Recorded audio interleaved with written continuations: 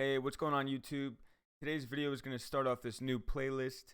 We are going to be focusing on vulnerability management and compliance scanning. So some things that we're going to be taking a look at will be Nessus, OpenVAS, OpenSCAP, just various tools that are out there for vulnerability scanning, management, and compliance scanning and management. So with that being said, today's video is going to cover the install of Nessus using Docker. Just a quick install. We're going to kind of cruise through this. It's very easy. Get an initial login, and then we'll kick off the next video. All right, so once you have Docker desktop installed on your Windows machine, again, if you're on Linux, you could be using Docker within Linux. The same thing applies. Obviously, you won't have the GUI, but just for ease of access, this is what we are using today. So we're going to go ahead and search Tenable. And we're going to see down here we have a verified image, Tenable Nessus. We're going to go ahead and pull that image. We're going to do latest Ubuntu.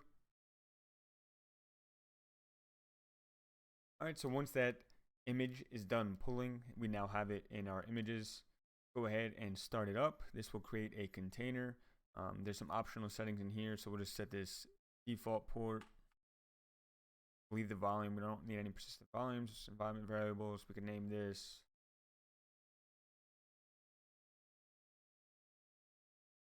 and hit run. Once you see in the log that it is in a running state, go ahead up at the top, click this right here. It'll open up in your browser. You're going to change that to HTTPS.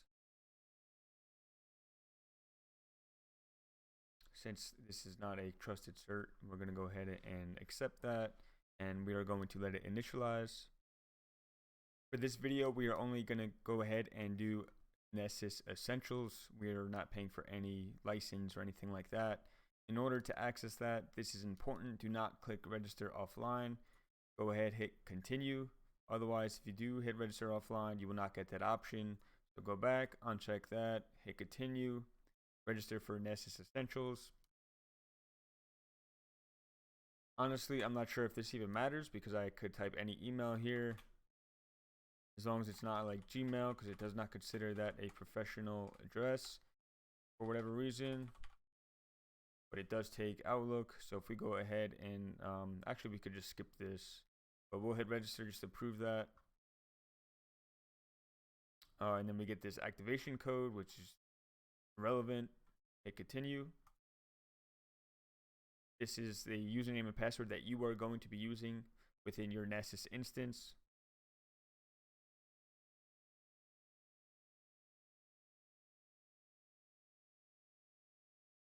Again, now let's wait for the plugins to download. All right, as soon as the plugins are done downloading, you will get these prompts up here at the top right. It also, right before that, if you did not see it, it mentioned that there will be limited functionality while it is completing its install. As you can see, this plugin is still compiling and is at 7%. So let's go ahead and let that finish up. So once the plugins are done compiling, you'll get this notification welcoming you to Nessus Essentials, and it gives you a way to discover hosts. With Essentials, you only have a license for 16 hosts right here.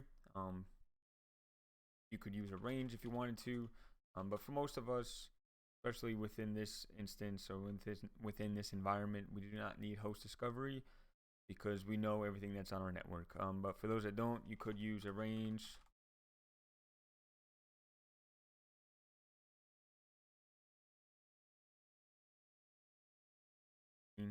That you could even do the whole entire subnet.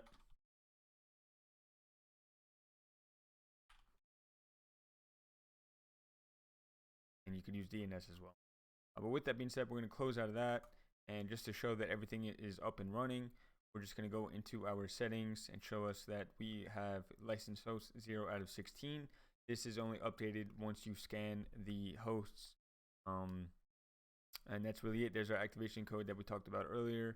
This is all going to get deleted anyway, so all this is irrelevant. But I did want to show you that we are up and running. That is the quick install process using Docker Desktop. With that being said, going forward, this playlist will contain all things related to vulnerability management. So everything from performing scans on this instance like Nessus.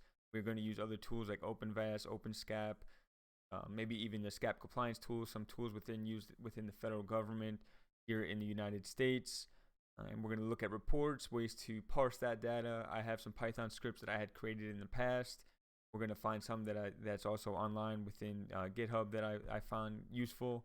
So it's going to be a bunch of things that we're going to be covering. I'm looking forward to it. It will come out over the next coming weeks. So that is it for today's video. Just a quick install for Nessus. This is the most up-to-date version, 10.5.3. So that is it. Until next time, as always, never stop learning.